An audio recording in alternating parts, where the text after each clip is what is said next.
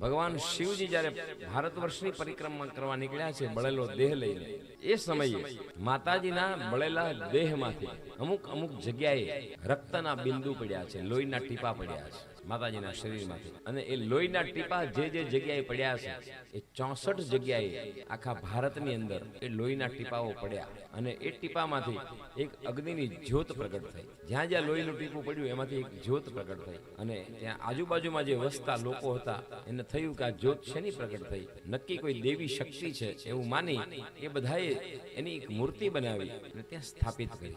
એવા ભારતની અંદર 64 જગ્યાએ ટીપા પડ્યા અને એમાંથી 64 પ્રકારની મા જગદંબાના સ્વરૂપો પ્રગટ થયા છે, જેને આપણે કહીએ છીએ 64 જોગણી. આ 64 જોગણીના સ્વરૂપો માં આદ્ય શક્તિમાંથી પ્રગટ થયા છે. અને એ 64 જોગણી આખા ભારત વર્ષની અંદર પૂજાવા લાગ્યા છે. ભગવાન શોકમય સ્થિતિમાં શિવજી ફરતા હતા. બધા જ દેવતાઓએ વિષ્ણુ ભગવાનને પ્રાર્થના કરી કે હે પ્રભુ, શિવ જો આવી રીતે શોકમય ફર્યા કરશે તો જગતનું કલ્યાણ કોણ કરશે?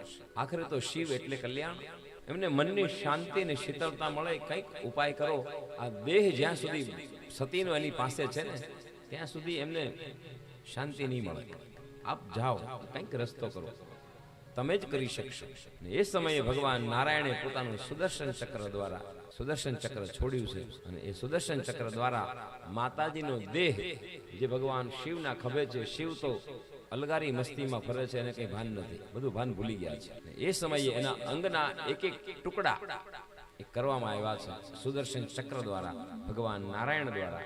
અને એવા 51 ટુકડા માતાજીના કરવામાં આવ્યા છે. અને એ ટુકડા જ્યાં જ્યાં પડ્યા ત્યાં 51 શક્તિપીઠો આખા ભારતમાં પ્રગટ થઈ છે, જેને આપણે 51 શક્તિપીઠો કહીએ છીએ. જ્યાં માતાજીના અંગ પડ્યા એમાં મુખ્યનું હૃદયનો ભાગ માતાજીનો જે જગ્યાએ પડ્યો છે એ આપણા ગુજરાતને એ પ્રાપ્ત થયું માતાજીનું હૃદય. અને એ પડ્યું છે ગુજરાતની અંદર અંબાજીમાં ગબ્બર ગોંખમાં એનું હૃદય પડ્યું. અને માનું એક સ્વરૂપ, મુખ્ય સ્વરૂપ એ આપણને ગુજરાત વાળાને પ્રાપ્ત થયું. બાપ, આપણને બે મળ્યા, શિવ અને શક્તિ.